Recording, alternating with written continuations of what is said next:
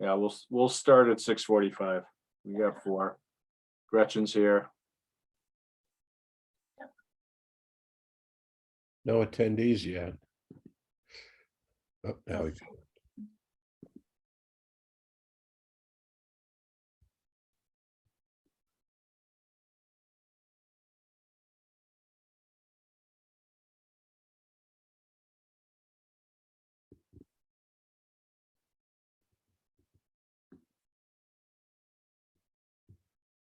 Looking out the window, I can see it's going to be a good sunset.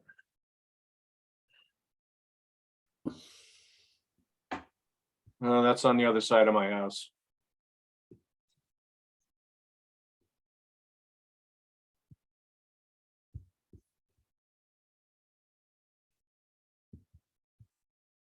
Hey, Julia, Yes, you know that project that we permitted years ago on the house just before the chain bridge yes, on the left-hand side there? yes. Are they doing what we permitted? I mean, they've had huge equipment in there and cement forms and, In a big pile of dirt. I know, I just drove by there too. Yeah. I need to check and see where they are with that. They weren't complete. It's been like 2 years ago, I want to say, or last year, they came in with a request for a certificate of compliance. But they wanted a partial because they hadn't finished yet the landscaping. And then they made some changes again. And I guess they are just finishing implementing a lot of that landscape work. I'll check with Tom Hughes and find out like where they are. Tom mean, was just on as a attendee a couple minutes ago, but now he seems to be gone. Yeah, he'll be here He's because back, they're doing. hands up. Okay, let me go. it just Okay, seems Tom. like there's more equipment and stuff there than landscaping. There is a lot going on. I noticed the same thing, Steve, like 2 days ago. Tom, you should be able to unmute yourself if you want and speak for a sec. Yeah, so I have not been involved since we did the landscape change. I drove by there, saw a lot of, I think, what you guys saw. I believe that the most uphill portion of that property is outside jurisdiction. The riverfront, if you remember, kind of cuts through the driveway just behind the house. Yep. So a lot of the sort of really aggressive work that I saw at least appeared to be out of it. But I have not been involved in terms of checking to see whether or not the landscape plan is actually per plan. And at some point, obviously, we're going to have to do an as-built and come in with a COC, but it wouldn't hurt to do a mid, Yeah. a current check-in in case they have gone astray to rein things in. But Yeah, I think so. Also, just to I need to remind myself of like what stage they're at, like how many years do they have left on the permit? Did you guys extend it? I think we amended it. I think we did an extension with the amendment, if I remember right, but that was sort of early stages of COVID, if I remember Yeah, right. exactly. It was like 2 years ago or so. Right. So it seems like, that's dog years, right? Yeah. Seems like a long time ago. And I kind of was expecting to get contacted by them, but they've just seemed to have been going, on their own. So I just don't have any good information for you other than I'll that. see if I can get in touch with them and get a check-in. Yeah, I think it was Matt Bailey was a landscaper Bailey, doing okay. the work there. Yeah. It looks like a wall or something along the slope in the back. Yeah, and I think that is outside jurisdiction. That's Yes, that's outside riverfront, outside buffer zone. So what they're doing up in that area is kind of like, sort of whatever, because it's outside jurisdiction. But the rest of it, once you get to kind of house and down towards the river, that's all jurisdictional and hopefully is done per plan. Yeah, it's depending on how they worked it, though. I mean, they could mess up or change the drainage pattern. Yeah, well, Yeah, there's always the after the fact jurisdiction that can be asserted, but you have to show that you guys would have to show there was a change in the drainage pattern from the outside jurisdiction work that affected the jurisdictional area. Yeah, but the whole so- site was, we looked at the whole site when we. Right, permitted. no, I understand that, I understand that. And that's a Okay, nuanced anyway. thing. I mean, let's just look at it and just see where it's at, and if you want me to be there on site, I can reach out to the client and see if they can authorize that too. Yeah, absolutely. I think that would help, but let's Okay. table that and we can Yeah. connect offline or, tomorrow Okay. or later. Okay. About that. So let me pull up the agenda. Alrighty, let's bring this meeting to order. This is the May, what are we, 16th? Newburyport Conservation Commission meeting taking place on the Zoom platform. This meeting's being recorded. First item on the agenda, the May 2nd, 2023 meeting minutes. Anybody have any changes, comments, additions? I have one little thing. I abstained on the vote for approval of the April 18 minutes. Yeah. I wasn't at April 18. That's it. I know it was a little awkward because it was approved, but you decided to approve them and go ahead, everybody, I mean, otherwise it was gonna be tabled. And Joe said everybody can actually vote on them, so, True. Okay. Oh, but you also have a 4-0 vote there. So if you put, nothing changes if you just change Bill Mullen to president. oh, then it's 3 to. And three's not enough. Three's not approve. enough. Well, that wouldn't be 3, that would be. No, before, because it was me, David, Dan, and Carol. But Carol abstained. Carol abstained. Oh, Oh, Carol abstained, that right, sorry about I that. couldn't really see, I could see Bill's picture come up and his lips move, so I didn't really know if he changed his mind after you said everybody could vote, but you wanted to move on, so I just said yes and said they were approved. All right, well, You can just We're- table them. Do you want to approve them tonight? Do you have a quorum tonight? yes, I think we do. Don't want we? me- I don't know. Carol, Bill, Carol wasn't. No, Carol abstained, so she'd still abstain. Bill will still abstain. We have Steve. Right, but we don't have Oh, yeah. Dan. Steve wasn't there, was he? Were you there? Yes, I think he was. Yeah, Did we Okay, make it? well, then we can, we'll vote on it tonight. okay. If, yeah, if we, Right. I think we need 4, I'll just put it in as tabled then. yeah, tabled. And after we do these, we'll do those. You know, Okay, maybe I mumbled a yes vote. I just thought I probably abstained. Okay. Now, I know you had said abstain and then I broke in, but that's fine. We will just have those abstained and. I always hope that you don't read so carefully. Sorry. All right then. So we have any other changes to the May 2nd meeting minutes? motion to approve. Second, All right, Charlie Lovasetti, Yes. Steve Moore, Should I say yes or abstain because I was absent? you can abstain if you want. You can do either one. I don't care. I'll say yes. Okay. David Vine, Yes, Carol Wagon, Yes, Bill Mullen, yes. and I vote yes. All right, on to the, what was that, the April 18th?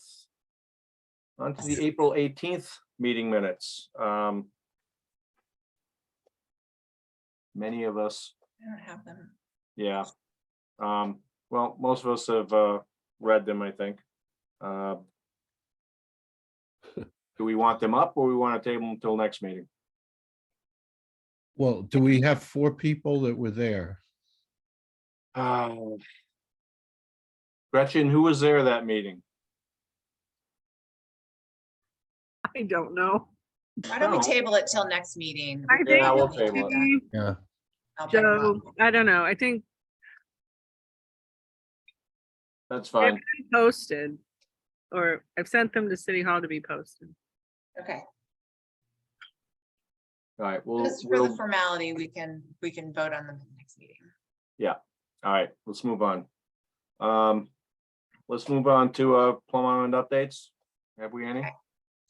Yes, just quickly, actually, not terribly quickly, unfortunately, but there is, I think you may all be familiar with some of the debris that's been out on the beach. The Plum Island Point, like the old foundation of metal and sort of cement blocks. I'm gonna bring up some photos. If you hold on one sec, I'm going to share the picture just so we can. Here we go.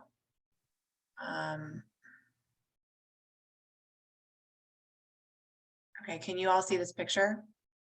No, No. minutes are still up. Okay, There it is.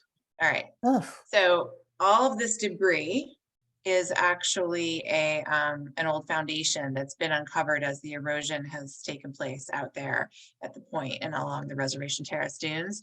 And little by little over the past, 5 years or so, we've seen more and more of it exposed, and it's got lots of metal and rebar and lots of dangerous sort of materials. So we've been wanting to get it removed. It's in DC, it's on DCR property, so they would need to be the ones to do the work and get it permitted, etc.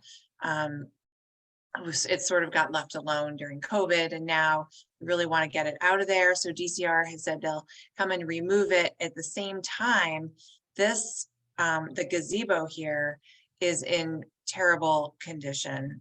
It's not even really a gazebo, but the shelter at the end of the boardwalk is tilted, sort of tipped and off of its foundation. And the whole thing has had to be shut down. People aren't allowed to go on it. It could kind of collapse at any minute, but people are still walking by there on the beach. So it's a real safety hazard. So both of these things have become a major safety hazard, and DCR wants them out immediately.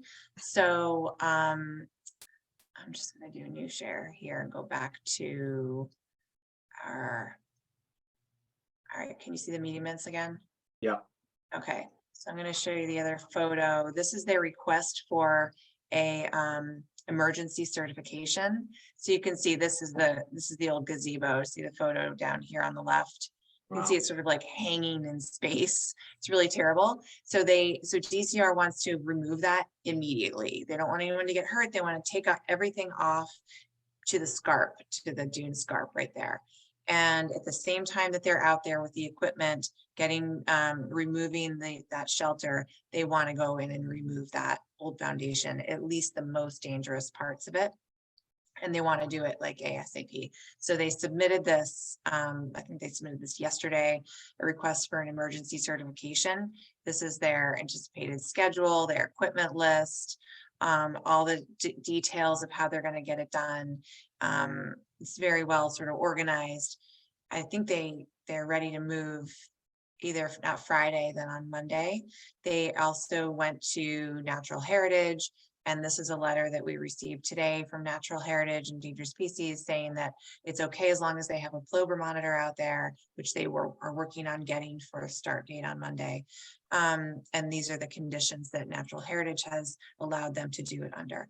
So I went ahead and today put together an emergency certification so that they can do the work according to the specs proposed in DCR scope and these conditions that are laid out by Natural Heritage and Endangered Species. And if you all could vote, hold on, my cursor won't let me get over here. There. What do they plan to do at the end of the boardwalk? Or are they just gonna? They are just going to close it. Yeah. They're gonna close it off. Well, what we would like them to do, and actually what I think they would like to do, is place some sand and create like a you can see back down here on this photo. That's not the right one. Create an access point off of the edge of the dune here, but they need to bring in some additional sand to make a more gradual slope and put down Moby mat or something on it. So they're hoping that they can do that. So they would cut back the boardwalk and remove the shelter. And then at the very end of where they cut off the boardwalk, they would want to put some additional sand and a Moby mat so that people could get down. But that's not part of this scope. This is just strictly for removal and making it safer. And then what would come next is they'd have to find funding and resources to put the sand down and the Moby mats. And so we're working on kind of lobbying DCR to get that second piece done. Could they get sand from the Charles's? Hmm. George? I think they would love to get sand from the Charles's. It might not be, I think if sand comes from the Charles's, it might be a higher priority to try and use it further down on Reservation Terrace where we're already seeing like high tide come back down towards the road.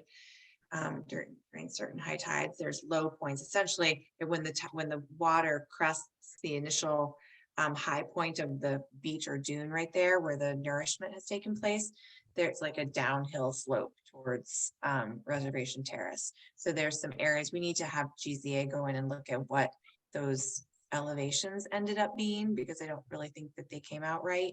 And we might need some additional sand to fill in these like low spots and slopes where it goes kind of backwards. And if there is sand at Charles from their parking lot that's available, then that might be where we would prioritize it. But this is all sort of up in the air. Okay, so, It would just seem like while they've got the equipment right there, it'd be great to just do it. It's a very good point. I wonder what we feel as far as how that sand would stay there. I mean, everything's been eroded out there. I'm wondering if it wouldn't just happen again. I mean, it could be just a summer thing you put in every year too. Yeah. You mean here for this access point? Yeah, Yeah, it could be. Yeah, because yeah, because weren't we doing that on the ocean side for We a few were. years? Yeah, on 55th Street or somewhere around there, there was a Yeah, movable. 53rd, 55th, something like that, where that. yeah, ramp that's was. right. They had a long gangway kind of thing that they Yeah. worked with. Similar situation. So are they gonna have to bring their equipment in to do this onto the new sand that was just deposited? So you can see this is their proposed access route. That's a good question. So they would bring the equipment from the parking lot basically through Charles's parking lot area on this existing access to the beach, and then around the beach like that. So they would not they're not going as far as the nourished area. They're only going to the end of the gazebo and then a little bit further down where the old foundation is. Okay, There's a red line there also. Yeah. Let me see. What is that? Or is that's that a a, secondary. That's the access. concrete removal. Yeah, if that existing pathway is wide enough, that's a sort of another access route that they could use. okay. What a shame. Mhm. All right, so we need to vote on a emergency cert. Make a Uh, motion. Motion to Motion to approve issue the, go ahead, Steve. Motion to issue the emergency certification. Second, Charlie Lovisetti, Yes. Steve Moore, Yes, David Vine, Yes, Carol Wagon, yes. Bill Mullen, Yes. and I vote yes. Okay. Now on to the Pioneer Fields Atkinson Common parking. if we could just stay with the Plum Island a little longer. Sure.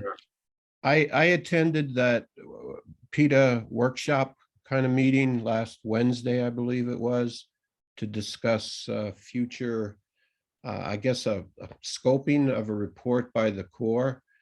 And the biggest thing people were talking about is how the sand that was just placed is getting eroded quickly. I don't know, Julie, if you've been out there.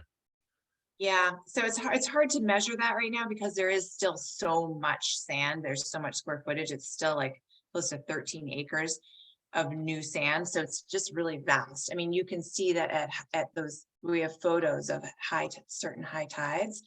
The high tide has just washed right over because it's so flat and low. But for the most part, it seems like we still have a tremendous amount of new acreage out there. So I think people are probably right. It probably is already starting to erode, but we would need to collect some data. My priority is to try to get some good aerial photography, LiDAR, or whatever on a regular basis, like ASAP, so that we can start measuring what we really are losing, and is it like an accelerated rate? How is it changing out there? And then get a better handle on kind of time frame we have in terms of But this.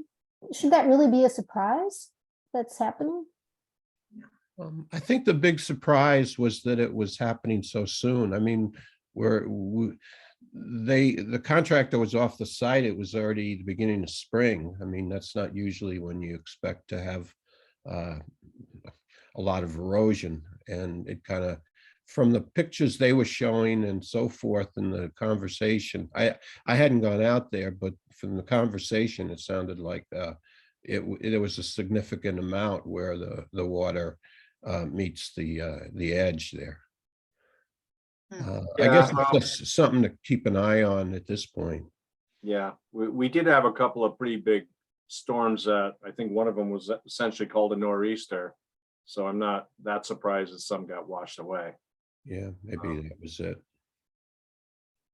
but Yeah, we had a meeting today with Senator Tarr's office and the mayor, and just a small group to try and think about this, try to look at this exact question and what are the things we need to do moving forward to prevent loss of all of this, sooner rather than later. So we need to collect some data and see what that rate of erosion is and how much time that gives us, we think maybe. And then also we need to look at how this nourishment was placed and, the as-built versus the approved plan in terms of elevations, and was it done correctly? And do we need to sort of add sand in any locations? Would that help? Would it not help? So those are some of the things that we're going to start working on. okay. Anything else? All right, on to Pioneer Fields and Atkinson Common parking discussion. Okay. So I'm going to have Kim Turner and Tom Hughes become panelists, and they can, once they get over, they can give their brief informal presentation on this Pioneer Fields Atkinson Common project. All right, thanks everybody. Nice to see you all again. You're gonna be seeing a lot more of me in the coming months, I think. So tonight I'm gonna just share my screen quickly. Oh, Julia. Oh, I can stop share, yeah. Just grab this for you. Oh, it's not coming up for some reason. Kim, do you want me to share? Do you have it handy there, Tom? Yes, I do. Yep. Okay, I would do the 40 scale first briefly, and then we'll move over to the 20 scale. Okay.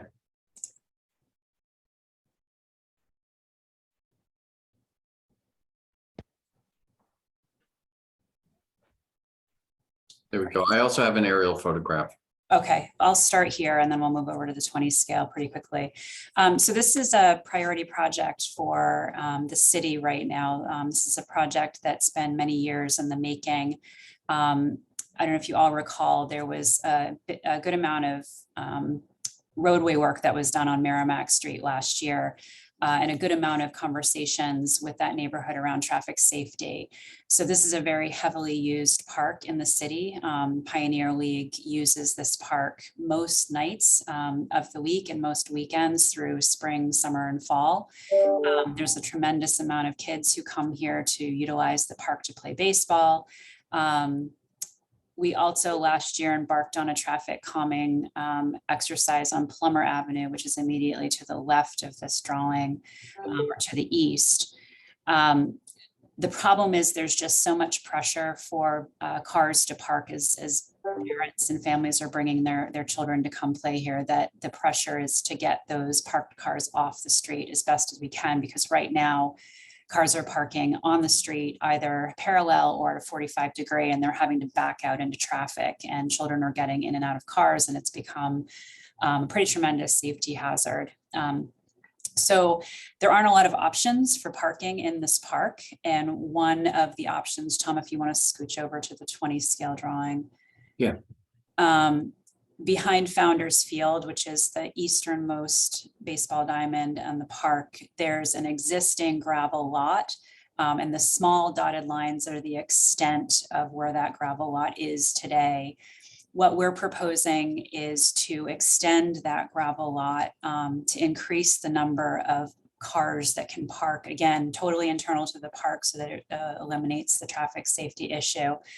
The reason we're before you tonight, and Tom will dive into this a little bit more deeply, is that there's an abandoned catch basin to the top of this, this parking that we're proposing that's created a small isolated wetland. And we would like to bring parking on top of that isolated wetland and create a constructed wetland up behind the area to still allow the flow and stormwater management to flow effectively as it does today. And from there, I think, Tom, I'm going to let you take over in terms of the technical expertise around that. Yeah, sure. So as Kim mentioned, there's this sort of area behind the field that it's funny. It almost looks like a constructed stormwater wetland that was built years ago and just got overgrown. It has some low marsh areas, and it has, like lower spots, and it has some higher spots that are based on, just years of fill being dumped there historically. And it's receiving water from, runoff from the lawn area at the back of the field, and runoff, from the localized area on the slope. In this area, there's a mix of trees and shrubs, and most of the shrub layer is invasive, and it contains a lot of Norway maples. But basically, you've got this sort of pocket, and then it goes into this drain. This drain then pipes down and connects into the city's stormwater system. And so we will be, our plan is to file a notice of intent under the ordinance only as an isolated wetland. And for the same night, we would file an RDA just to confirm that it's not Wetland Protection Act jurisdictional. It doesn't border anything, and it drains directly to the stormwater system. So we believe this is an ordinance only wetland, and we can replicate essentially form and function of what it's doing now in the form of a stormwater wetland that would also take the runoff from the new gravel lot extension. And then that would essentially connect into that drain pipe and follow the same route off site. We would remove all those invasives that are in that area of disturbance, and then we would have an awful lot of fruit-bearing native vegetation that will be within the wetland, as well as some plantings going right next to it. In addition, while there is some tree loss with this extension, the overall plan for the field includes a huge amount of additional trees that will be added in, and these will all be native. So we do have, I do believe this is allowable under the ordinance, although we will be disturbing within the 25-foot, and I need to make sure there's not a carve out within that section in the ordinance that I think you're familiar with, that has the exceptions for work associated with single family home and all that. But if we do have to go down the road for a variance, this is a public safety issue all day long, and a public benefit to fixing it. Anybody who's driven by that field at a time when ball games are going on knows that, you're on edge, that some kid's going to jump out from behind a car, and there's, it's just a very crowded environment. And I want to, bring you back to kind of big picture. What this does is they bring some parking off the street here, right, separated from the street. So no longer would these cars back out, and then the parking up in here. So we essentially get all that street parking off the street. So those of us who either bike by there or drive by there will no longer face the craziness of that area if you're not part of it. What will go there where the parking is now? So where the parking is now, essentially what they would do is extend the curb line of the street, right? So that it would run here and then basically bring in some of the landscaping and the parking over here. And I'm not sure how well you can see that. I can zoom out a little bit. My menu is over that section. So if this helps. So here would be there would be no parking along this section of the street. And then in here, there'd be a curb cut where you'd come in and there'd be parking parallel along this side and pull in here, right? And then you also would have this lot here. So we put all that parking onto the site and remove it from the street. And this would not only, sorry, this would not only remove the parking from the street on Merrimack, but we think it would relieve some of the pressure on Plummer and what is it? I think it's Moulton that's on the other side. Right. As well. So will this fulfill all the parking needs, or will there still be people parking on the street or somewhere We else? believe in talking with the Pioneer League that this will relieve the needs for especially during the ball season. Was there consideration of taking it any further? Adding more spots while you're at it? So there's a cluster, actually, Tom, if you want to zoom in a little bit. Right. There's a cluster of trees right there that I actually think are quite nice. Everything else is sort of invasive, scrubby, kind of on its last legs. So the answer is yes, we could, but I was trying to maintain some of the larger, nicer trees at the base of the slope there. How about the access from the parking area back onto the field? Are they going to have to walk the whole distance to get back in? Right now, the cars that park in the gravel lot those pedestrians tend to walk along the back of Founders Field anyway and get over to the other side. So I'd imagine most people would continue to do that, just walk through the field there.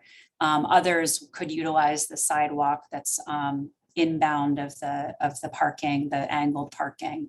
So there'll be a new sidewalk there. And then there's that central walkway that runs between the clubhouse and the other fields that people use as well. So the pedestrians or the people that get out of their cars shouldn't really be a problem. No, it should be functioning more or less like it is today. Okay. Tom, the water that currently flows off the Founders Field into the existing wetland, where would that go now? So basically where it would end up is, I think if we zoom in, I'm not sure that we have the detail on this sheet. Let me go back to this one. So the drain is here and there's a catch basin here that will collect water. And this is largely in the area that's generating the water. The water that lands on the field itself is kind of smearing in and going into the lawn. And then a lot of the water is kind of coming off the hill as sheet flow. All of that will end up in this stormwater wetland. And then this will connect to the drain and then ultimately to the pipe that then extends out. And right now, engineering is working on fine tuning that. And if they see that there's going to be water building somewhere in here, they'll figure out how to get that collected and into the system. It's a good question, and we need to make sure that we're careful when we grade this out.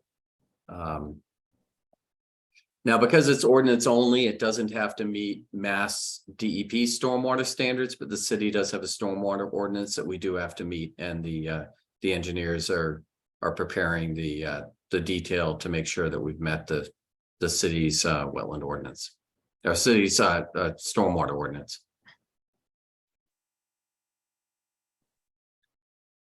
And one thing, Kim, we might be able to look at I hadn't really looked at these woods, but these do start to open up around where that nice area of trees are. And we might even be able to do like a little mulch path or something from the end of the parking to give people a route right off the end of the parking over that way. It's possible. We could talk to the Parks Commission about that. Yeah. But anyhow, so we thought we would at least introduce this. So this is sort of not our typical project that we come in to sort of fill a wetland and replace it. But it really is filling something that is functioning pretty much as a stormwater wetland, with a stormwater wetland that is designed to current standards and going to have a lot more native vegetation and provide, I think, an enhanced wetland value at the same time as solving a major, public safety issue with the current situation for parking there. Okay. So, looks good to me, but, you guys are still in the process of doing your NOI for all this, and Yeah, as soon as we've got the plans from engineering, we're planning on getting this filed with you. But since that's still in development, we wanted to, get this into you for just initial feedback. And it's helpful to hear that you'd be receptive if we could find a way to extend that parking a little further, and your questions about where the water is going to go. We'll make sure that we've got that well addressed for the thing. And I also loaded in this aerial just to show you, yes, we would be removing some trees. There's that existing parking area, and we're talking about kind of up into here.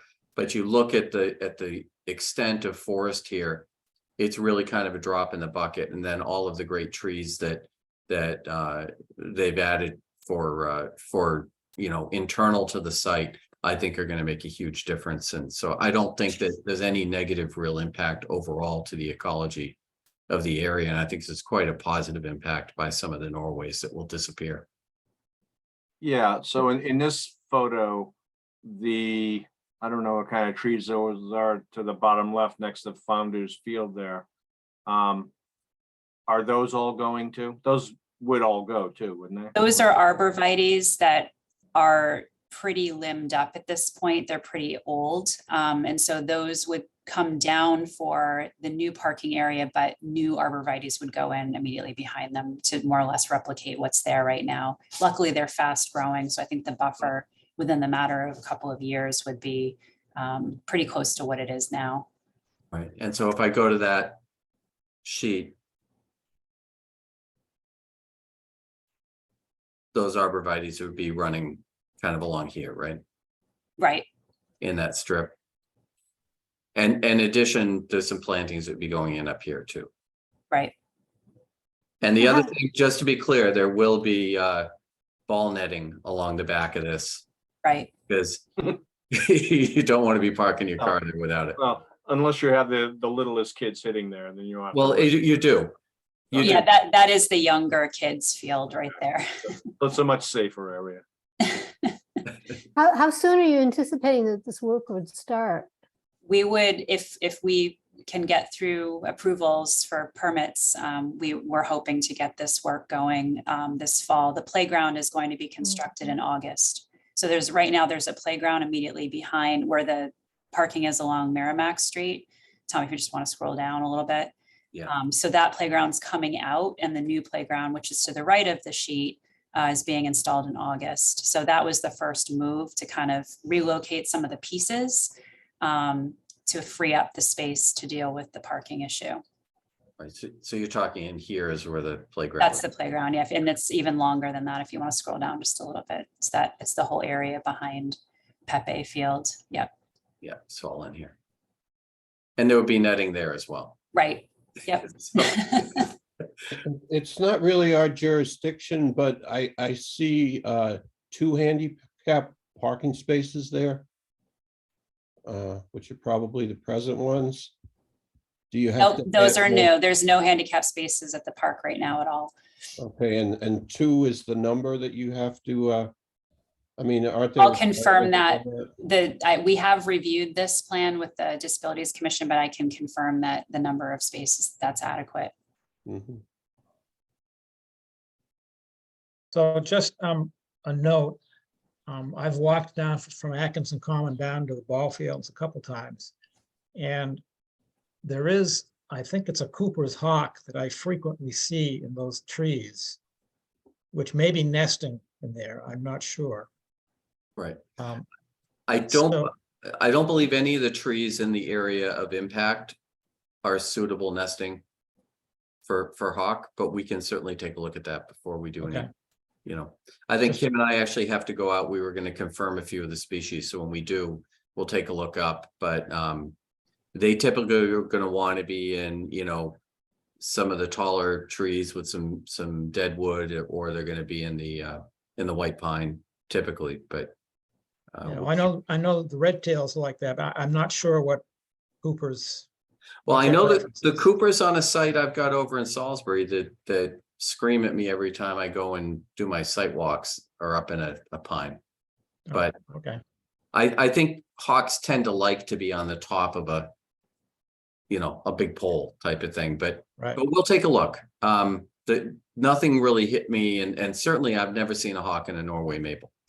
So They in my yard, when they're waiting for birds to come to my feeders, they like lower areas in the scrubbier parts where the birds can't see them. yeah. Yeah, they actually like the branch on a black locust over my chicken run too, but. But anyhow, we'll take a look at that, and that's actually a great point.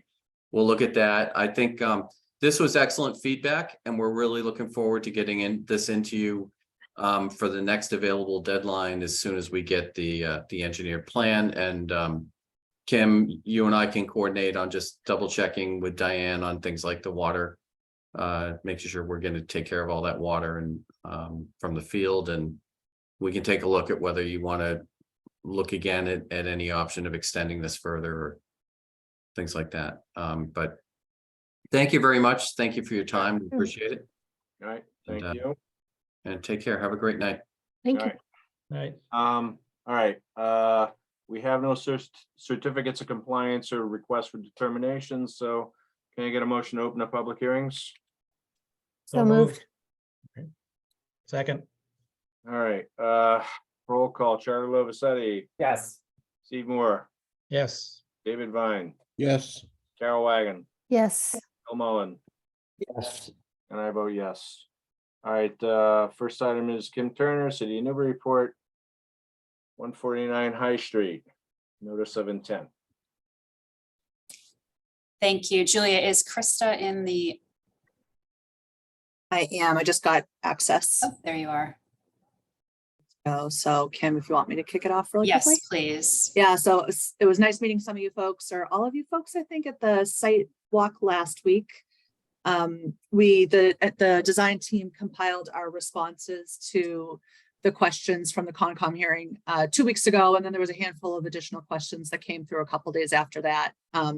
You may have seen those responses. You may not have seen those responses as they were only provided this morning. I'm sorry about that. With the exception of one question, which Kim will address here shortly, we did respond to all of them, and I'm hopeful that we did it to your satisfaction. But obviously, we didn't give you much time to digest the information in those 2 weeks. I'm sorry that the last 2 weeks flew by, and then suddenly it was today. So we're proposing a bit of a pivot for tonight's discussion, if it's okay with everyone. There are some aesthetic goals that are related to Charles Elliott's vision that need to be hammered out between parks and conservation. We thought it might make more sense to utilize tonight's time to allow for that. So if it works for everyone, commissioners, I propose you take the next couple weeks, go through that document that was sent around today. Let us know if you have any additional information requests related to the responses we provided. And then tonight we can focus on those aesthetic goals that Kim's going to talk about. Is that okay with everyone to kind of punt that document? just a Well, I quick just have question one- on that. Hang on. I'm sorry. Go ahead, David. Quick question on that. I saw information, I didn't read the whole thing thoroughly, but I saw information about the benthic sediment, grain size and so forth. I didn't find anything about how deep that layer was supposed to be in order to accommodate the wildlife and so forth. Sure. So it's in the original design drawings that we provided, but there's also a response to another question in there. There's going to be the 3 inches of armor stone and then the 3 inches of the benthic sediment generally throughout the pond bottom. However, as part of the response to questions, we're suggesting a couple areas of hibernacula where it's going to go deeper for the animals to be able to burrow in. So I think we said between 1.5 and 2 feet of sediment in those areas. Okay, so that's in there. Yeah. I just, okay, thank you. Yeah. No problem. And again, I apologize for the short notice on the responses. I hope that you guys can take that. I didn't want to rush you either. So I'm hoping you can take some time to go through them and see what you think. Yeah, those areas are permanent then, those Correct. hybrid, whatever it was. Hibernacula. Okay. Okay. So I had one question about, and I could be wrong on this. I thought in your NOI, you talked about the sediment having a depth of 12 or 13 feet. And Horsley Witten's report said 3.5 feet within a peat layer below.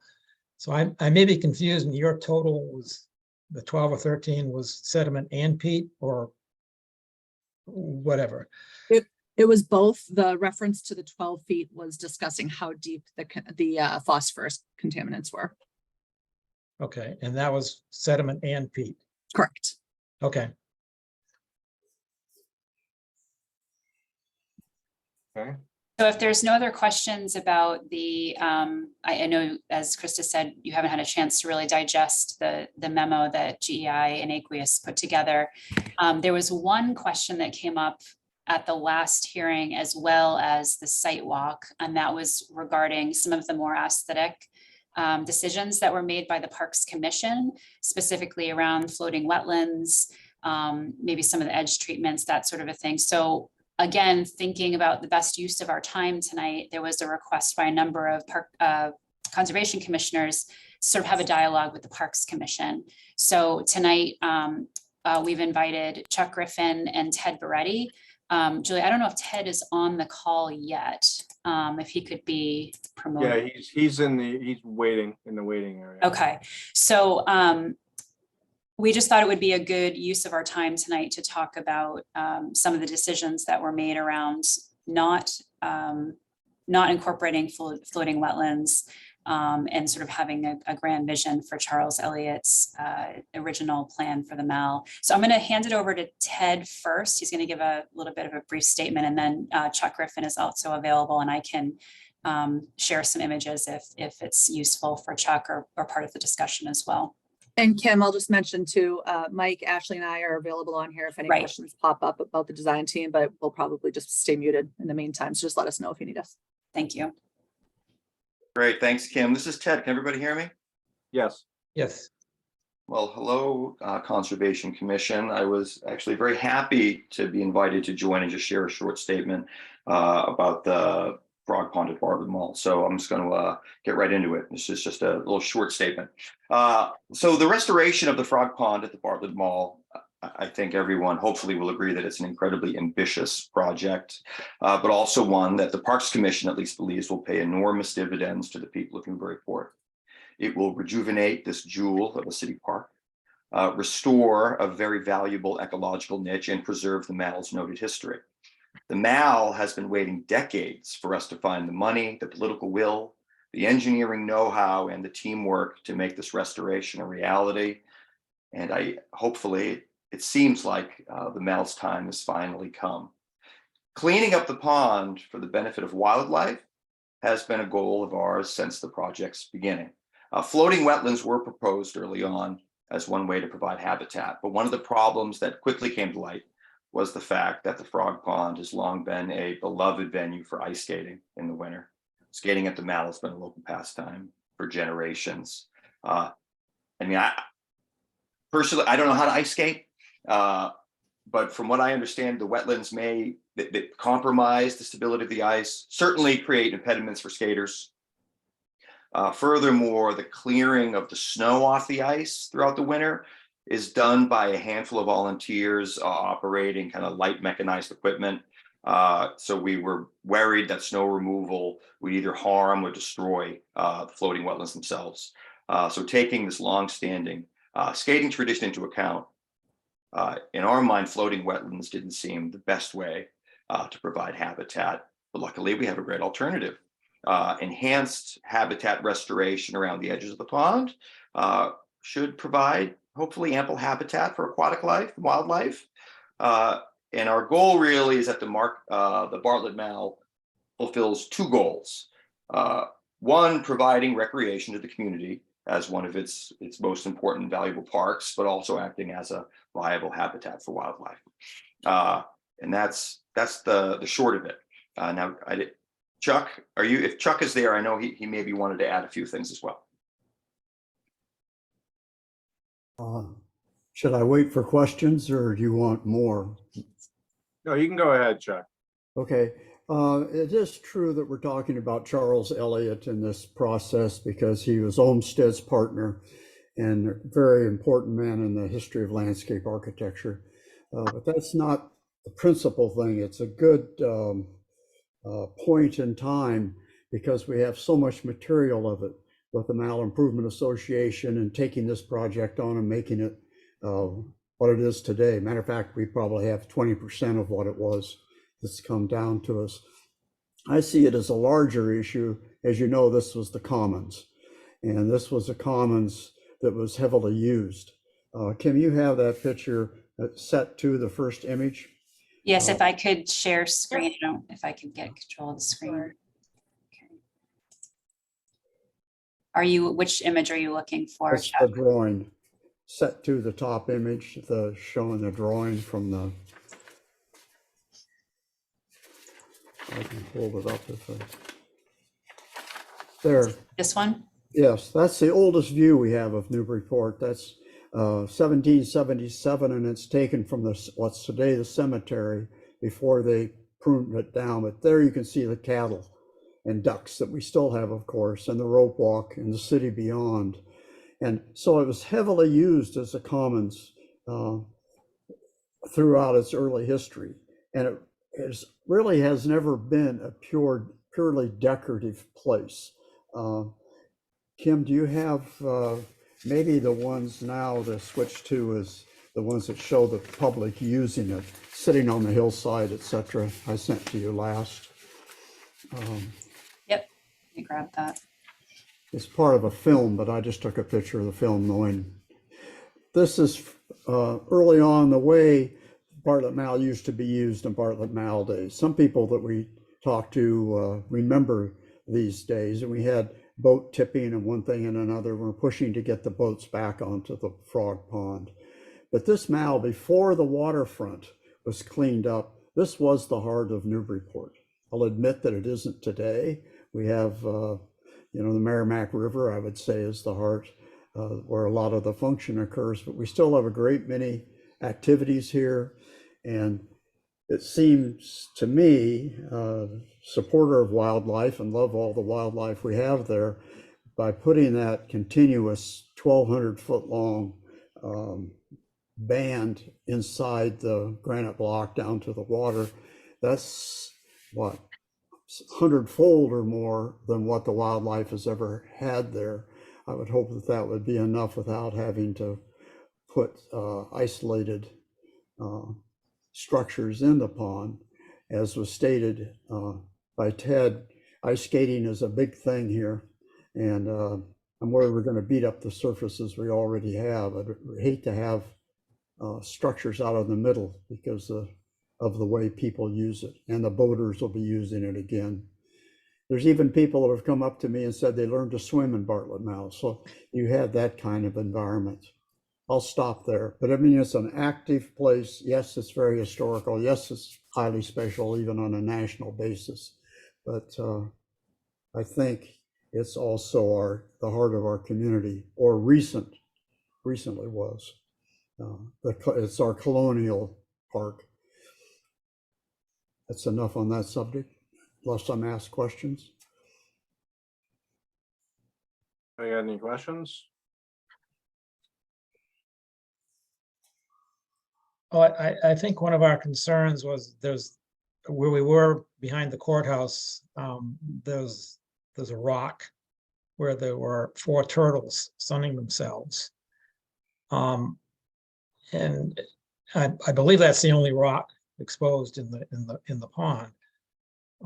We'd certainly, the Conservation Commission would like to see that maintained and perhaps a few more added, not out in the middle of the pond, but close to the edge like the existing one, which would give the reptiles a place where they could, sun themselves, especially in the spring.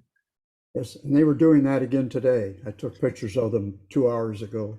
There were 3 on that rock. Yeah. And then down along the edge, there were many. Some of them, I would say, have 10-inch shells. Those are old turtles. Yes, there could be places where, to answer your question, sir, there could be places where you would have an isolated member like that. I'd like to keep it somewhere near the edge if possible, just to help the skating layout. Yeah, I wouldn't see any need to have any in the middle of the pond. No. As part of our response that we put together, we did suggest maintaining some of those larger rocks closer to the edge for safety concerns rather than towards the middle, but that is part of the response. Yeah. So I'm not completely familiar with what a floating wetland is. Is it, like a raft that moves around but has plant life on it, or is it something like you plant some lily pads and the leaves are what are floating on the surface?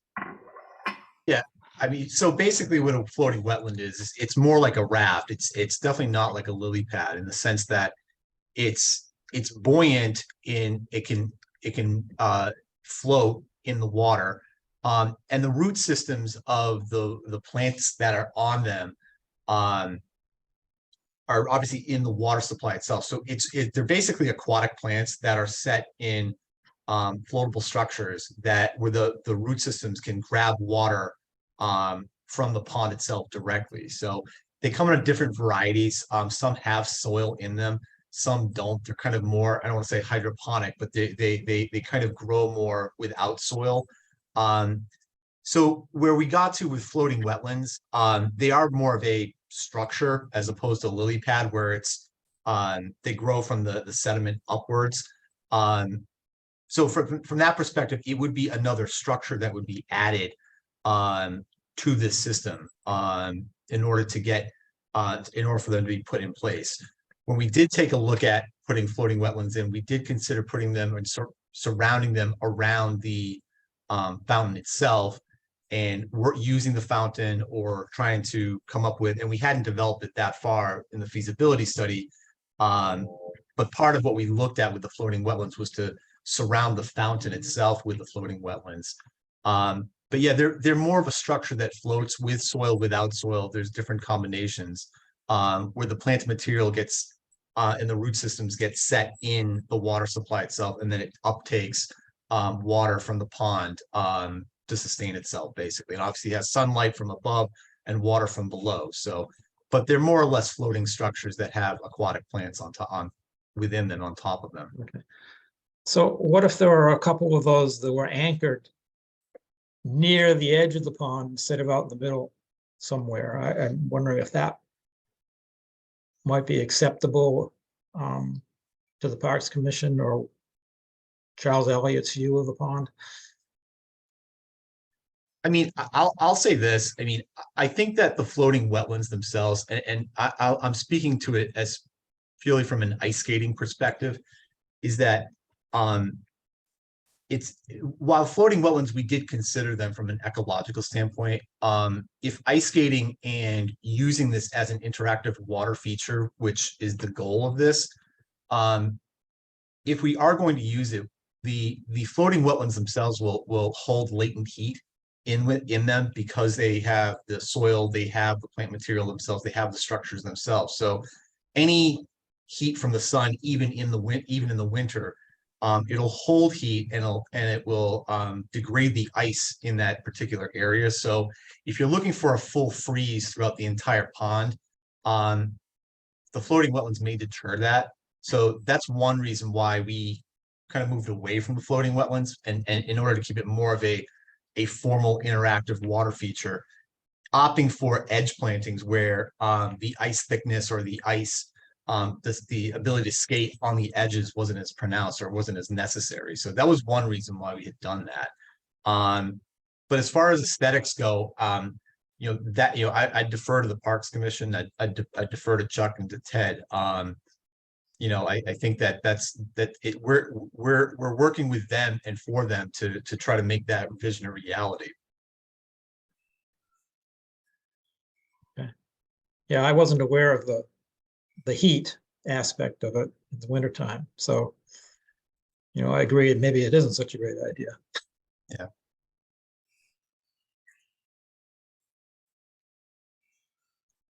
Anybody else? I couldn't imagine the heat though would transfer very far. I mean, it's going to be Well, very local, very local. It might, but then you're also, again, just take another step back, it all comes down to what the program or what the program will be from a human perspective. It may be localized, right? But if anybody gets in close proximity to these floating wetlands, it could, if it's even thinner ice in a localized area around these floating wetlands, wherever they may be, the opportunity to punch through it exists, basically.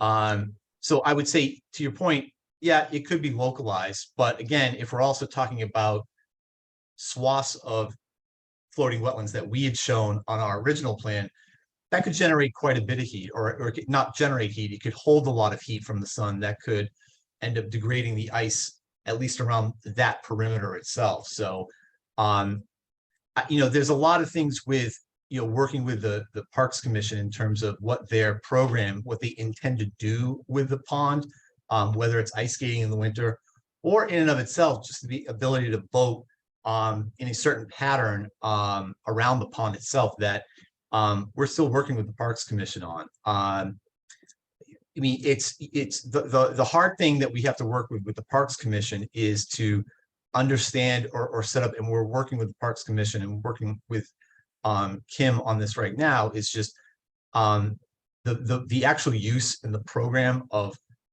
boating and ice skating and what the allowable uses are. I mean, I would imagine that ice skating, and I haven't ice skated on this pond, but I would imagine that nothing's off limits, right? So now if we have floating wetlands, those areas could be off limits. And how do you control that from a park's perspective or from a city's perspective? Same thing with the boats. So if we have paddle boats, or if we have paddle boards, or whatever would be allowed, we don't really know that yet. We're assuming it's going to be inboard paddle boats or canoes or kayaks at this point. What's to stop people from just ramming through floating wetlands and destroying them anyway? I don't disagree with the ecological benefit of what floating wetlands provide. I would be but it becomes more of a logistical, pragmatic issue. And how do you control what people do once they're on the water surface itself? Yeah, can I ask a question about this? So I feel like we're struggling a little bit because, or at least I am, because there's a stated goal, which I think Ted said at the very beginning, that one of the major goals is to improve the habitat of the pond. And it's stated in the notice of intent, and it's like, that's one of the goals, is to improve habitat that we don't have now. But yet but then we're hearing that the finished product is really not about habitat at all. It's really about the goals of the recreation. And yet, like on a natural pond, plenty of people can ice skate. And I'm playing devil's advocate here. You can ice skate on a natural pond, and there's natural features in that natural pond, and people ice skate all the time without it ruining their experience, or, I guess so. What can we find some sort of compromise here? Because it sounds like there's a lot of lip service towards habitat, but really that's not what we're getting. I think I think we are improving quite drastically the habitat here. Right now, there's the edge of that pond is gravel. And what we're proposing is almost enclosing the entire 360 degrees with vegetation and habitat. So I think the commission, in their mind, and I don't want to speak for Ted and Chuck, but having conversations with them during their Parks Commission meetings, they had said, could we do the edge treatment and not the floating wetlands, and would we get, you know, ample habitat that way? So I think, you know, in their minds, they are exponentially increasing the habitat from what is there today. Chuck, you had your hands up as well. Sorry. Yeah, I was just thinking, we're going, as you just said, Kim, we're going from zero edge condition, almost completely zero for the wildlife. We're adding 5,000 square feet if it's 4 feet wide, that sloping shelf all around. Seems significant. Second question I have, if it's pulled over against the edge, is it still floating, or is it just a widened edge planting? It's the edges of the ice that's hazardous for people. Let's start there. If you're an ice skater, it's the edge that's always worrisome getting onto it. The first thing to thaw. But I sure don't want to be labeled as someone who's anti-wildlife at the park. I'm down there walking the edge 3 and 4 times a week. So I guess my question is, this edge treatment, how far into the water does it go? So just a point of clarification, where we proposed a 2-foot band around the interior of, around the exterior of the pond. Right now, we're designing it mostly above the top of water, but going into the top of water slightly, and the species of vegetation will be selected appropriately to make sure they can survive wherever they land. So basically, there aren't really any aquatic plants. Some of them the will edge- be underwater. Okay, but not much. How about if we have proposed something, a wider vegetated strip in several locations away from where skaters might be entering the pond? So that instead of just a 2-foot band, you had like something that was 8 feet wide, so that you could have some aquatic plants, like some pond lilies, things like that, that would be attractive to some of the wildlife. Defer to the parks team, and we can design anything, but yeah, it has to do with the goals of this project, so I can't answer that. Yeah. I would suggest, as you get to know the park, and I think all of us know it, there's 2 sides that are very heavily graveled. It's the part that's parallel to High Street. That is that's a fortress. I mean, the rock there is substantial. And then as you're facing Pond Street, that's a very heavily graveled area. And both of those are straightaways right now. The area that I think that we could pick, we come down and we have a very gentle slope towards Greenleaf and Auburn. And it would seem to me that it could be asymmetrical and have, you could have a widened planting area on both of those. So it'd be kind of from where the launch or the boat ramp is now, clear on around to down to the corner where the stone or where the stair comes down presently. There's kind of 4 worlds in that area, but the 2 that really come in flat, that would seem to me, to answer your question, that we could widen an area, would be on the latter 2, Greenleaf or Auburn Street sides. I see no reason to keep it symmetrical unless somebody else sees a reason to have it be symmetrical.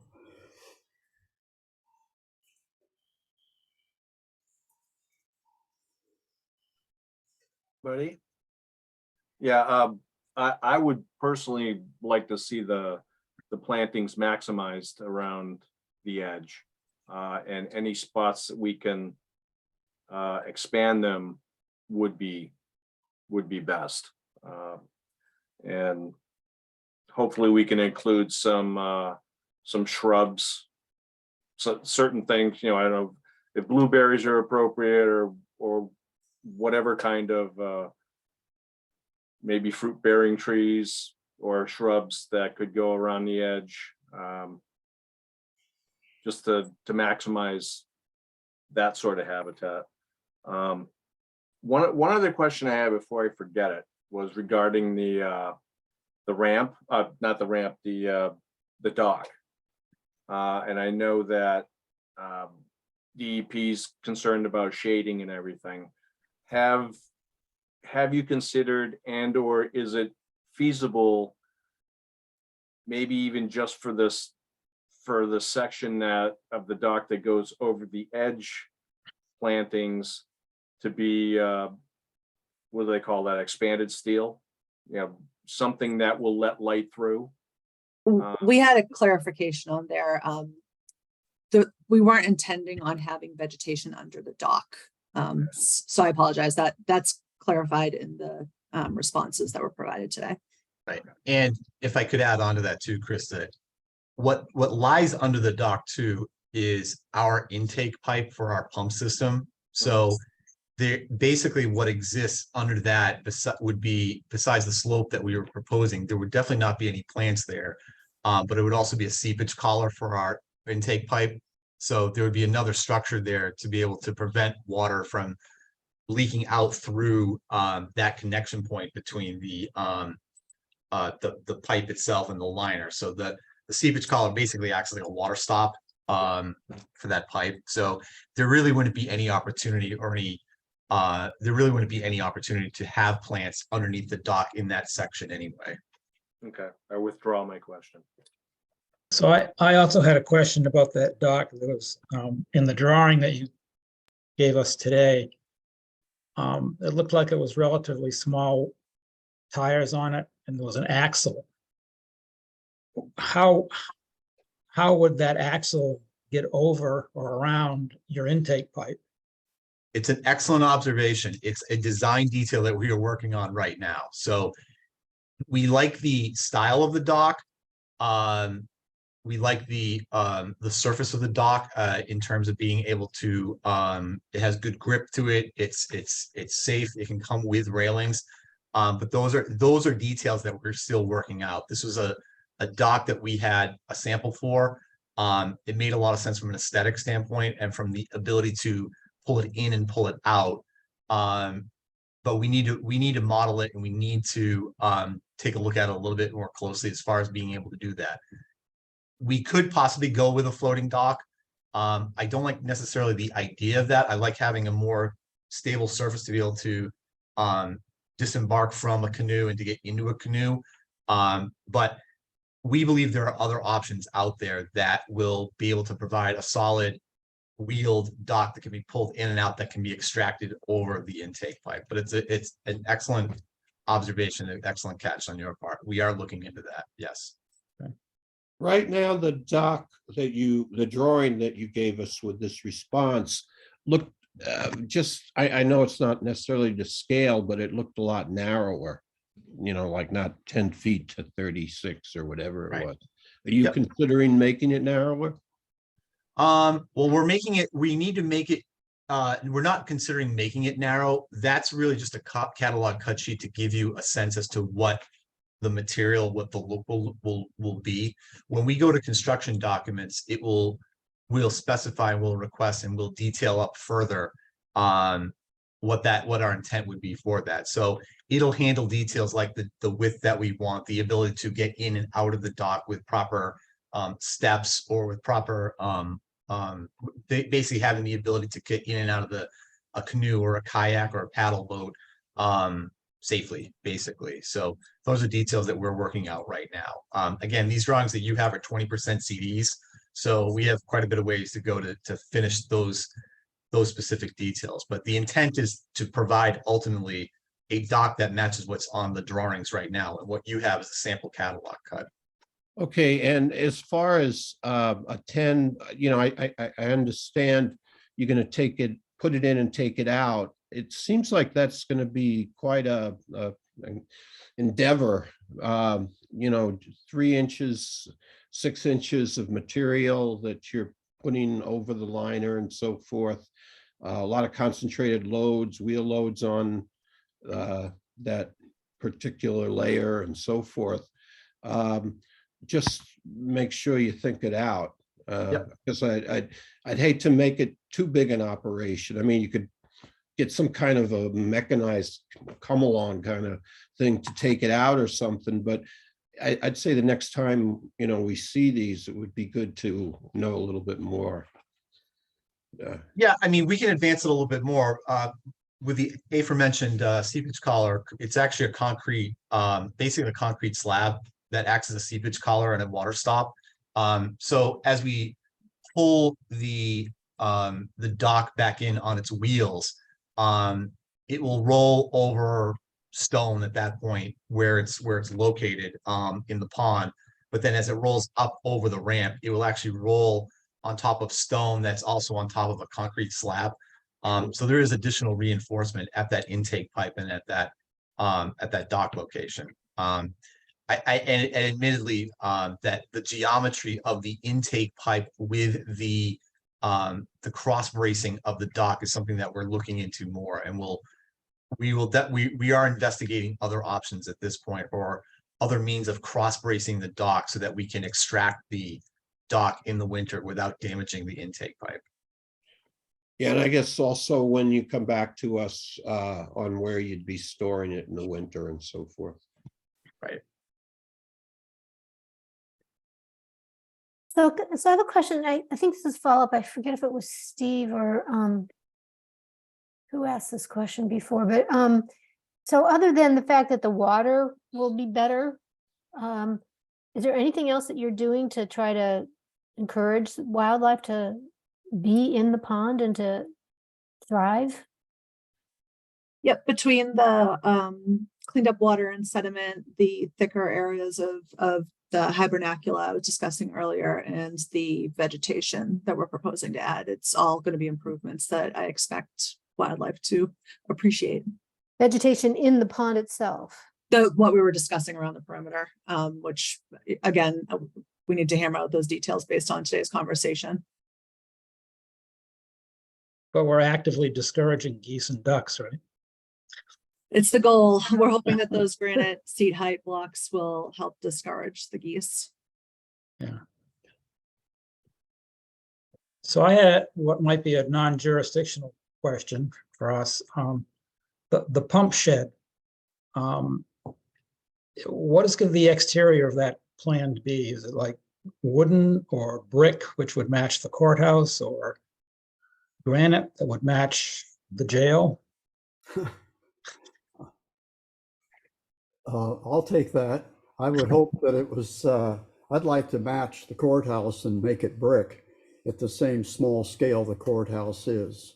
And as it's been pointed out by Kim and others, if we can't afford the brick when the prices come in, we could go to wood or something else. I think it'd be ideal. The only structure on the entire Bartlett Mall is the courthouse, and I think we ought to always be thinking about the tone that sets for any buildings that are there. Okay. Well, I would vote for brick. Yeah, me too. And I would even like to see the roof be, if it could be, I'd like to see it Munson black slate from Munson, Maine. If we can't do that, we've proposed using standing seam copper roof on it. It's a small building, 12 by 12 inside. So I'd personally rather see some spikes on top of the spikes like they have on the jail. Yeah, well, I like that idea. So Might just have to have a fundraiser. There we go. Go ahead, so Mike. sorry, no. Just the way when we go to construction documents, everything that we want, nothing's going to be an add alternate. So we have there are certain aspects of the project where we're going to price everything out the way we want. We'll have a wish list, basically. We do have a limited budget though. So the intent is that anything, so for example, we're going to spec it out as a brick facade for the building, but we'll have a deduct alternate to go to for wood, so that we're going to price it out either way. And so if we do come in over budget and there's a means of getting under budget, we'll have to take a strong look at which items we can keep and which we have to do away with. So so that's how we'll set it up, is that we'll definitely price it out as brick. And if we have to scale back to a wood facade or a wood building because of price, then that's what we'll do. But that'll be a means of how we bid it out. So we'll bid everything that we want, and then we'll just start deducting based on alternative pricing so that we can stay within budget.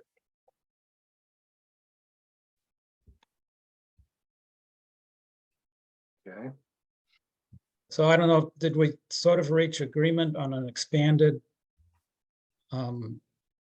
border at the two ends of the pond, or at least Or where it's Right. appropriate. wherever appropriate, and price it like that? Chuck, I'm looking at you.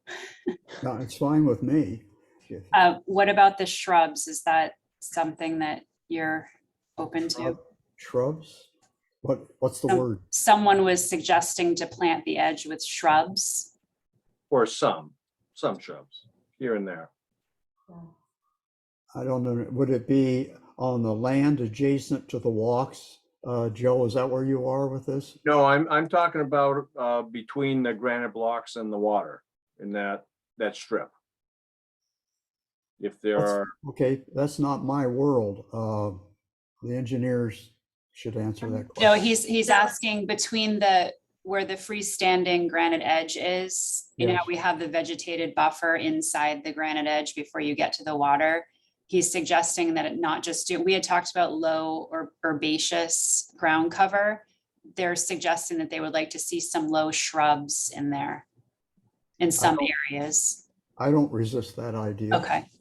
Would that impact the liner at all? I mean, is it possible to get both shrub roots and that thinner layer? I'd like to look into that more. Yeah. Prior to committing, if it's okay with you Mhm. folks. If that is a concern, the root system and how close it would get to the HDPE, is everyone agreeable to the low growing vegetation? Yeah, I Yeah. was gonna say the same thing, because with 3 inches of, essentially 3 inches of substrate, it's gonna be hard to grow, Yeah. you know, like a shrub. And again, we keep coming back to the same thing of every inch of import is, I know that we were allowed to raise it up a bit on the sides, but there wasn't a ton of wiggle room. So the goal is really trying to minimize that, the thickness of import in the pond bottom. So to the extent we can keep that smaller, and if it's allowable with the commission, I would lean towards the low growing just because their root systems are smaller. And I think that will allow for a thicker water table. So one of my questions about this related is the depth of the substrate being shallow, because we don't have a lot of depth of water, right? We're trying to keep it 3.5 to 4 feet.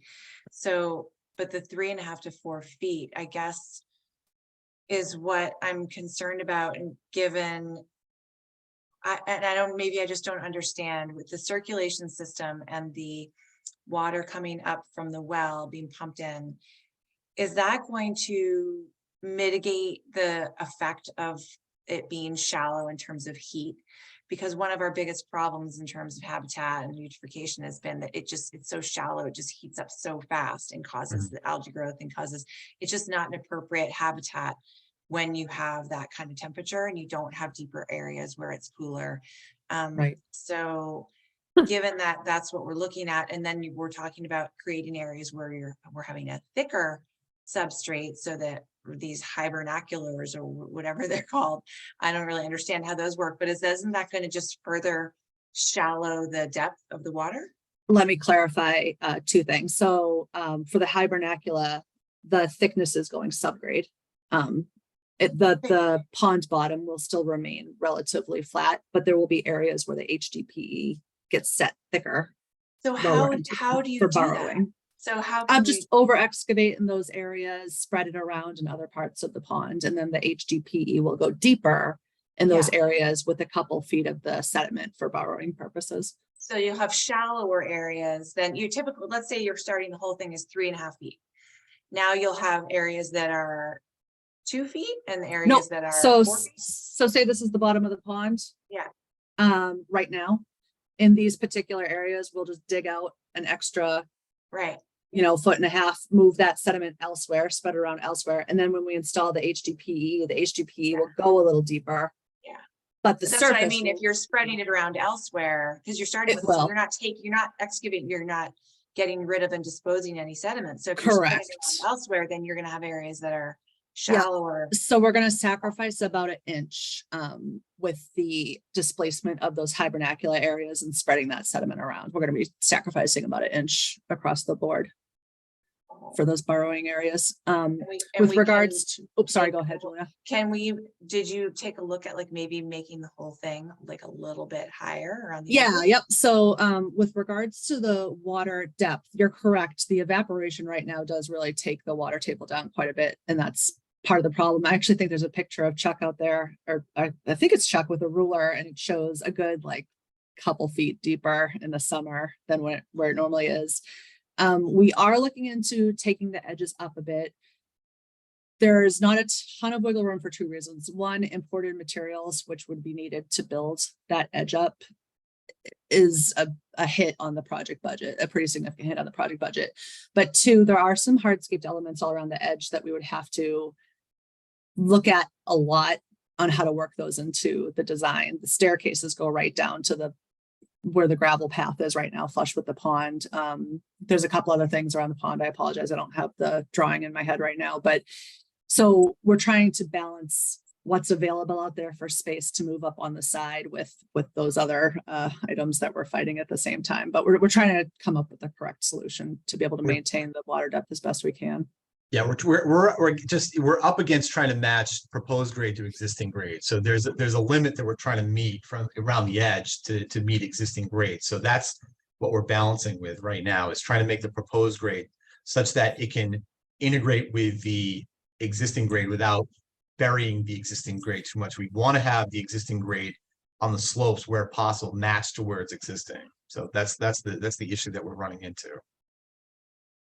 An observation, I'm certainly not an engineer on this subject, but looking at the detail of the edge where it comes up to the granite block, the shallow slope, and I think of ice skaters out there and they're in competition. They have tournaments out there coming up against these edges, and we have such a shallow layer of protective cover over it.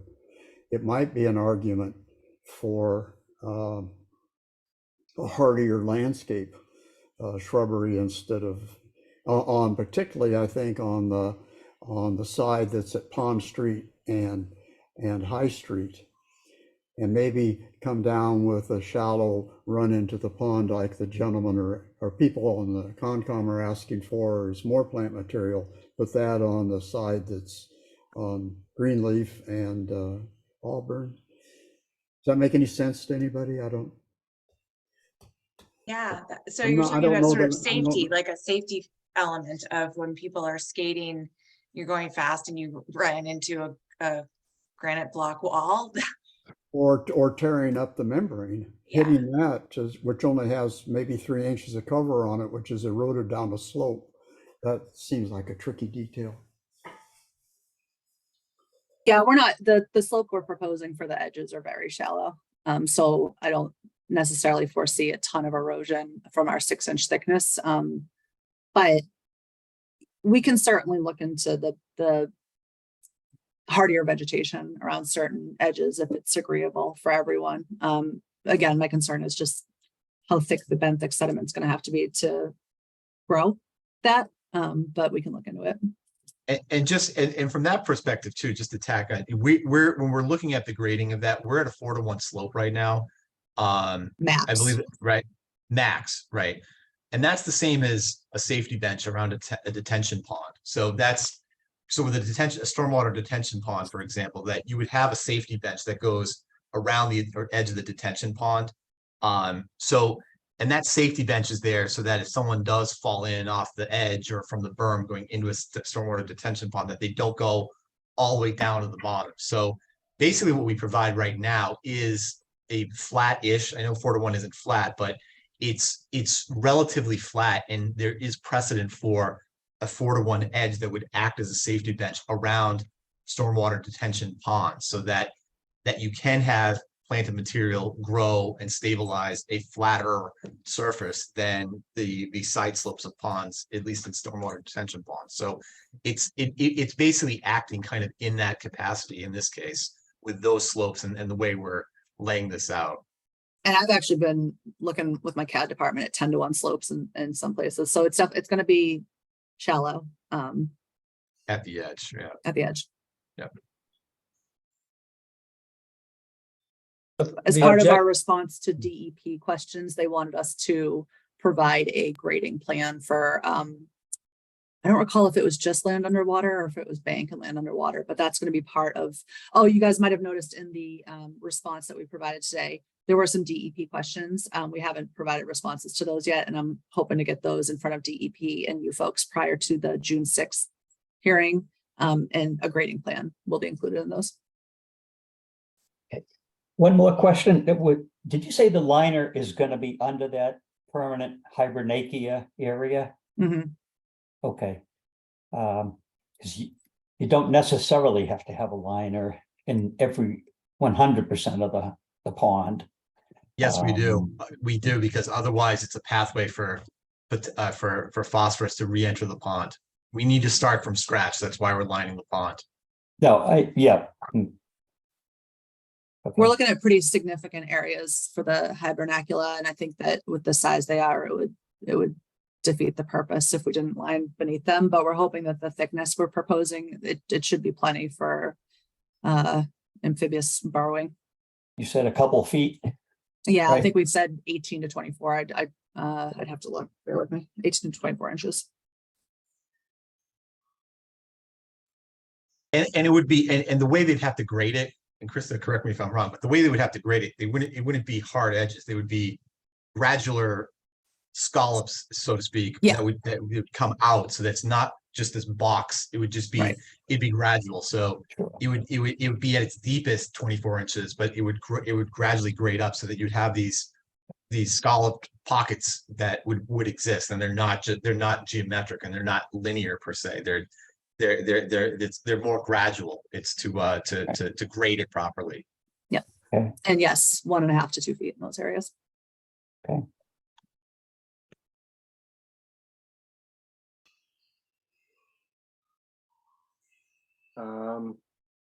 Ted, ready, go ahead. Okay, thanks. So I think this is a great conversation, because it's doing, in my mind, quite a few things. So when we proposed originally to, restore the Bartlett Mall, I mean, we did it knowing there were some knowns, right? We knew that people in the community were going to use it in the winter for skating. History, even though we haven't seen use in the summer, history tells us that people want to be on the water in the summer. But at the same time, we also know that there are animals that are going to want to live in this pond. So I think between the depth of the pond, like how deep the substrate is for vegetation, how shallow the edges are, like how we're going to relieve heat off the pond in the summer. So all of these things taken into account, I guess the question I would have for Concom is, what would be the appropriate vegetation or habitat, around the edge? I mean, if we can come up with a list of what you think would be, I mean, what animals are going to want to live in this pond, with all the uses and all the things that are going on. And my original statement was about the floating wetlands, because my concern was, we don't want these basically barges floating in the pond that people are banging into in the winter or boating into in the summer. I just want to get back to the habitat issue. So, I mean, again, I don't want Julie to think that we're just paying lip service in terms of trying to create a habitat for animals that are going to live in there. what I'm trying to take into account is all of the uses and all the constraints based on the fact that, yeah, the pond isn't very deep and the substrate is limited and and the edges are going to be shallow. And it is going to get hot. So based on what we all now know, would be looking for advice from the Concom is like, in order to strike a balance between habitat and then all these other uses that we know are going to happen whether we want them to or not, because that's what's happened historically. I mean, can we come up with a list of vegetation types or spots in the pond that are going to be maybe a little bit wider or have shrubs or something kind of taller or what? I mean, I'm not a wetland ecologist by any stretch of the imagination, but I am just trying to come up with an idea as to, I don't want us to do something and then have the public flock to this pond and then have them say, oh my God, why the heck did they do that? Don't the people who restored this pond realize that this is an awful idea because we're going to skate here all winter and we're going to be in boats all summer and yada, yada, yada. So again, it's more for me about finding that balance between habitat and kind of community use. And I just want to make sure that if and when we decide on what kind of habitat or what vegetation to put in there, that it's not just going to get run over by all the people who are going to be flocking to this place. That's really all I had to say.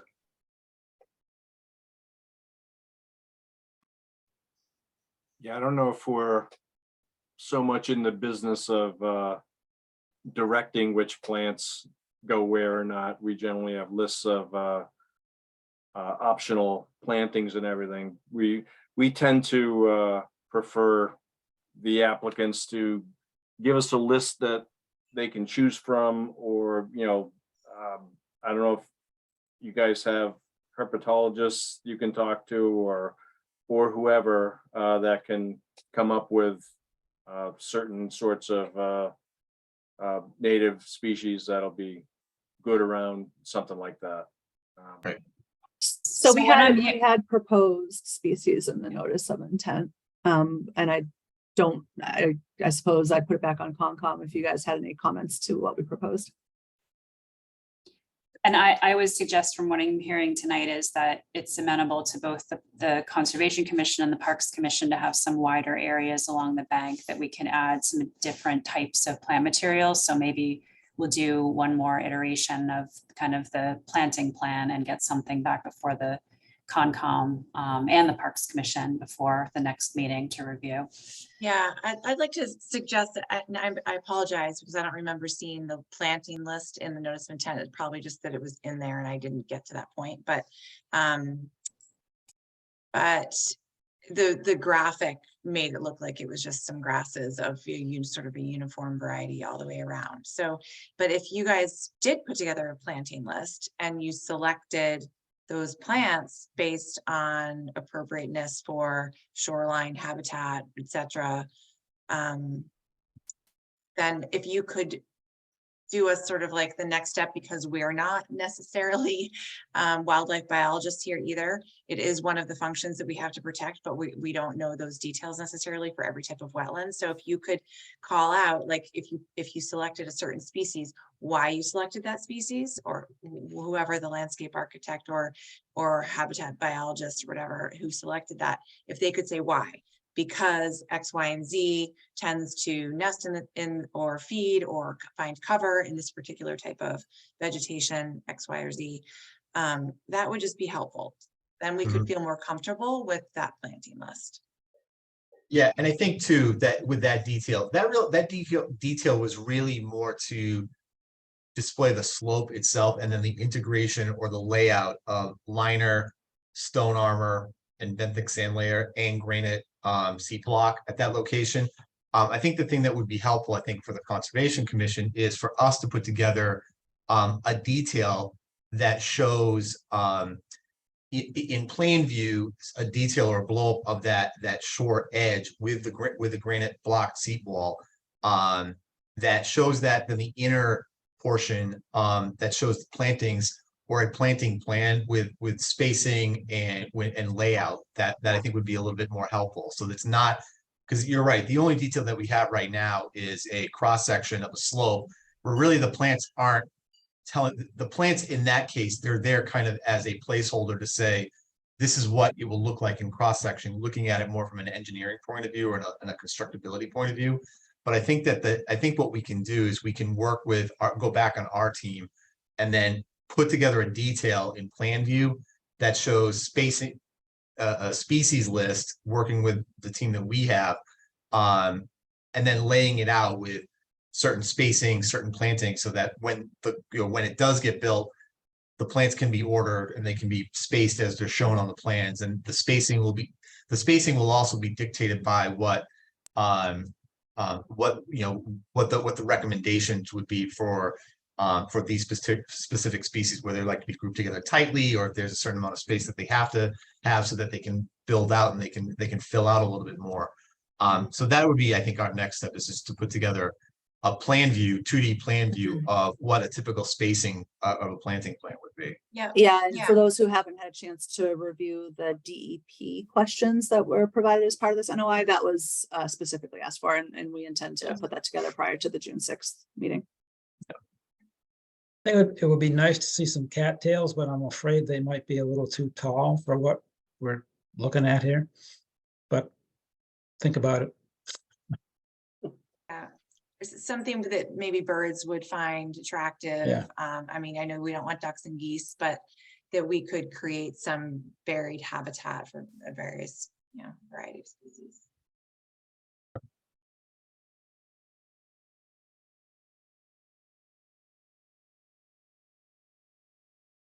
You got anything else? Hearing nothing. You guys want continuance to the, what's it, June 6th? 6th, I believe, yes. Okay, yep. All right. Get a motion. Motion to continue till June 6th. Second, Roll call, Charlie Lovisetti, Yes. Steve Moore, yes. David Vine, Yes. Carol Wagon, Yes. Bill Mullen, Yes. and I vote yes. All right, yeah, if we have any more questions, we'll send them off to Julie and she will send them off to you guys. Thanks, everybody. All Thank right? you. Thank you all. Thanks, and apologies Appreciate it. again for the late response on those questions, but hopefully you guys can get through them in the next week or so and let us know if you have any additional thoughts. Will do. Yeah. All right, Thank you. All right, next item is Newburyport Manager LLC, 0 Browns Wharf, notice of intent. They were asking for a continuance, Julie? Yes. Yeah, they are not ready. They submitted all the materials for the notice of intent, and then they asked if we could not, if we could postpone their hearing twice, because they need to make some changes to the plans and they weren't ready. Okay. Want I to go forget, to- what exactly is this? Is this the goat or Yes. Yeah. okay? Yeah, this is the goat. But They're- it they, looks, Go ahead. it looks like it's bulkhead work as well. It looks, and for what they gave us, not a lot of detail on the bulkhead or how they're going to build it, and how they're going to protect turbidity and so forth. I think it's a bit weak if that's all they've given us. Yeah, David, I would agree with that. If you want to if you could send me an email with any comments that you have, given what you've looked at so far, that would be great, because I can shoot them off to the applicant and just give them a heads up that we want more information in certain areas, since they haven't opened the hearing yet. If they can supplement what they've submitted already with additional information, then we should get them that. Okay. Do we need to do a continuance? Only because No, we don't. This is we it's don't. really just that it was on the agenda because they had asked for it to be on the agenda, and now they want to postpone. So it's really not continuing. It's more like postponing. Yeah, because we're not opening the hearing, so. Does this include the raw bar next door in the Tuscan Grill? Or is that This does something not, separate? this does not include the raw bar. So the Captain Joe's or the raw bar or whatever that was next to Tuscan is still a separate business operation. that they obviously got that order of conditions from us for last year, but they were not allowed to, and they are still not allowed to reestablish that this summer until we get from them confirmation of their chapter 91, either modification or approval or process towards either one of those. And as many times as we ask, we still don't have that. So that's still on a standstill. And they also, and it's more than just what we're asking for from them for chapter 91. They still have to satisfy the zoning board on some parking issues. So there's multiple reasons why the raw bar might still not be open. In that case, I'm going to ask for a motion to close the public hearings. So moved. Second, All right, roll call, Charlie Lovasetti, Yes. Steve Moore, yes. David Vine, Yes. Carol Wagon, Yes. Bill Mullen, Yes. and I vote yes. All right, do we have anything else? Yes, we have one more thing. One more, Motion to adjourn. there you go. Second. Ah, guys gotta be faster. All right, roll call, Charlie Lovasetti, Yes. Steve Moore, Yes. David Vine, Yes. Carol Wagon, Yes, please. Bill Mullen, Yes. and I say yes. All right, everybody. All right. Good night. Couple weeks, 3 weeks. Yep.